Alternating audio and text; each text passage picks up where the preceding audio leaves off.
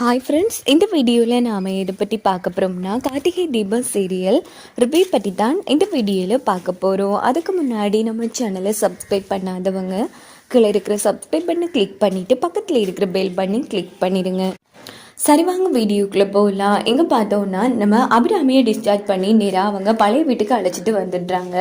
அங்கே பார்த்தோன்னா வீட்டெல்லாம் அலங்காரப்படுத்தி அவ்வளோ அழகாக வச்சுருக்காங்க நம்ம தீபா மீனாட்சியெல்லாம் சேர்ந்து. இது பார்த்தா அபிராமி ரொம்ப சந்தோஷப்படுறாங்க. இன்னொரு பக்கம் பார்த்தோன்னா ரம்யா வந்து ராஜா வீட்டில் தான் அந்த யோசியரோட டூப்ளிகேட் முகம் தாடியெல்லாம் இருக்குன்னு போயிருப்பாங்க. ஆனால் அந்த பேக்கை வந்து ராஜா வீட்டில் இல்லைங்கிற விஷயத்த புரிஞ்சுக்கொள்கிறாங்க. கண்டிப்பாக ராஜா கிட்ட பேக்கில்னு சொன்னால் கார்த்திக்கிட்ட தான் இருக்கும். நம்ம காட்டி பார்க்குறதுக்கு முன்னாடி எப்படியாச்சும் அந்த பேக்ல இருக்கிற அந்த முகமுடி எடுத்துடணுங்கிறதுக்காக நேரா கிளம்பி ரம்யா நம்ம கார்த்தி வீட்டுக்கு வராங்க. இங்க பார்த்தோம்னா நம்ம அபிராமி வீட்டுக்குள்ள வந்ததும் மீனாட்சியோட கழுத்தை பாக்குறாங்க. பார்த்தா நம்ம ஆனந்த் வந்து தாலி எடுத்து மீனாட்சி கழுத்துல போட்டிருப்பாங்க.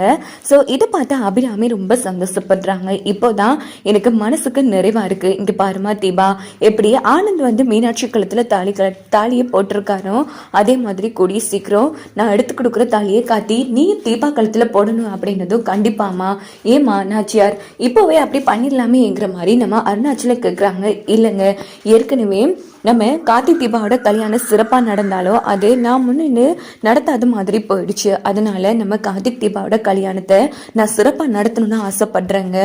அத்தனை பேர் முன்னாடி இவதான் என்னோட மருமகனும் மனசார சொல்லி என் கையாலேயே தாலி எடுத்து என் புள்ள கார்த்திக்கிட்ட கொடுக்க போறேன். அதை தான் என் கார்த்தி வந்து தீபா கழுத்துல போடணும். ஏன்னா அதுதான் நம்ம தீபாவோட மிகப்பெரிய ஆசையும் கூட அப்படின்னதும் உடனே நம்ம தீபாவும் அதெல்லாம் பரவாயில்லத்த, நீங்க பூஜை ரூம்ல வச்சு சாமியை கும்பிட்டுட்டு உங்க கையால தாலி எடுத்து கொடுங்கத்த, எனக்கு அது போதும், இந்த சிறப்பு எதுவுமே வேணாம் அப்படின்னு சொல்றாங்க. அதெல்லாம் இல்லம்மா தீபா, இது என்னோட ஆசை, நீ இந்த ஆசைக்கு மறுக்க கூட அப்படின்னதும் அதான் அம்மாவே ஆசைப்படுறாங்கல்ல விடுங்க அப்படின்னு கார்த்தி சொன்னதும் தீபாவும் சரின்னு சொல்லிடுறாங்க. இன்னொரு பக்கம் நம்ம மீனாட்சி அந்த பேக் எடுத்துக்கொண்டு அவங்க ரூம்ல இருக்கிற பக்கத்து ரூமில் தான் கொண்டு வச்சுருப்பாங்க.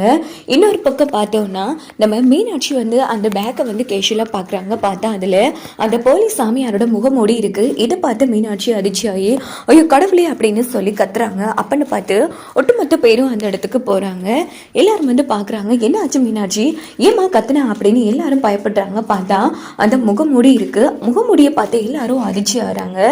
என்ன அனிது, இந்த பேக் எப்படி நம்மக்கிட்ட வந்துச்சு காத்தி, இந்த பேக்குக்குள்ளே காய்கறி இருக்குமே இன்னும் ஓப்பன் பண்ணி பார்த்தா இது முகமூடி இருக்கு காத்தி, ஆமா இது யார் பண்ண வேலை இது அப்படின்னு சொல்லி நம்ம மீனாட்சி வந்து பயப்பட ஆரம்பிக்கிறாங்க.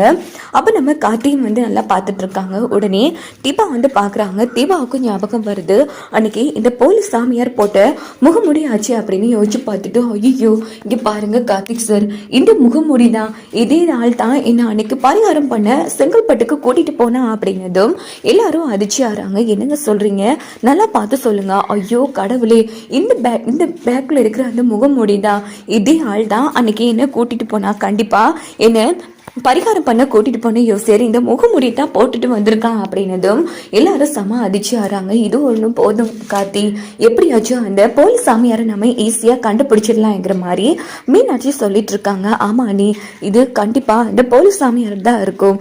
இந்த பேக்கை நீங்க எங்க இருந்து எடுத்தீங்க அப்படின்னு நம்ம கார்த்தி வந்து கேக்குறாங்க. உடனே நம்ம தீபா வந்து யோசிச்சு பாக்குறாங்க, எங்க இது உங்க வண்டியில தானே இருந்துச்சு, ஒருவேளை நீங்க தான் எங்கேயும் போய் பேக்கை மாறி எடுத்துட்டு வந்தீங்களா அப்படின்னு நம்ம கார்த்திகிட்ட வந்து தீபா கேட்குறாங்க. நான் எங்கெங்க போனேன், நான் ஒரு இடமும் போகல அப்படின்னு கார்த்தி யோசிச்சு பார்த்துட்டு உடனே ராஜாவுக்கு ஃபோன் போட்டு டேய் போலீஸ் ஸ்டேஷன்ல இருந்து எதுவும் பேக் நீ எடுத்தியா அப்படின்னு கேட்குறாங்க. மாப்பிள்ள அது என்னோட பேக் மாப்பிள்ள, உன் வீட்டில் தான் இருக்கா, தயவு செய்து கொடுத்துரு அப்படிங்கிறதும் கார்த்தி அதிர்ச்சி ஆறாங்க. என்னடா சொல்ற, அதுக்குள்ள சாமியார் முகமூடியெல்லாம் இருக்கு, அப்போ அது உன்னோடையா அப்படின்னு கேட்டதும் ராஜா அதிர்ச்சி ஆறாங்க.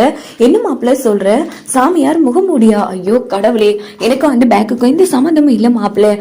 எனக்கு புரிஞ்சிருச்சு, அன்னைக்கு என்னில மோதி அச்சிரம் பாட்டால அந்த சாமியாரு அவனோட பேக்கா தான் இருக்கும் மாப்பிள்ள, படுப்பாவி பையன், என்னோட பேக்கை அவன் எடுத்துட்டு போயிட்டான், மாறி நான் அவனோட பேக்கை எடுத்துட்டேன் அப்படின்னதும் காட்டி வந்து செம்ம டென்ஷன் ஆயிட்டு ஓகே நான் அப்புறமா பேசுறேன் அப்படின்னுட்டு போனை வச்சுடுறாங்க.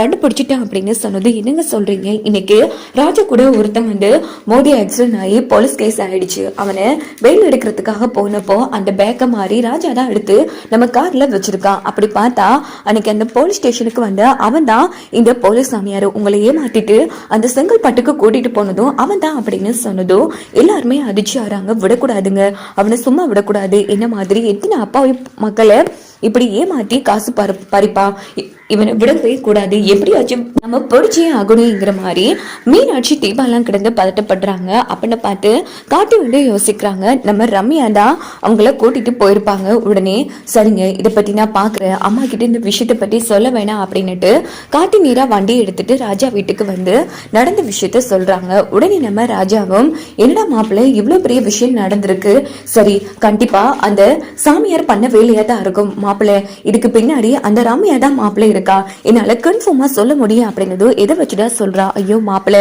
கொஞ்ச நேரத்துக்கு முன்னாடி அந்த ரம்யா என் வீட்டுக்கு வந்திருந்தா மாப்பிள்ளை, சும்மா ஏதோ பேசிட்டு அங்கிருந்து நைஸா எஸ்கேப் ஆயிட்டா. கண்டிப்பா அந்த நாய் இவகிட்ட சொல்லியிருப்பான், இப்படி என்னோட பேக் வந்து தொலைஞ்சிருச்சுன்னு. அந்த பேக்கை எடுத்து கொடுக்கறதுக்காக தான் இந்த ரம்யா என்னோட வீட்டுக்கு வந்திருக்கணும் அப்படிங்கிறதும். ஆமாண்டா, நீ யோசிக்கிறதும் ஒரு விதத்துல சரிதான், சரி வா போகலாம் அப்படின்னு சொல்லிட்டு காட்டி நம்ம ராஜாவும் அந்த போலீஸ் சாமியார் வந்து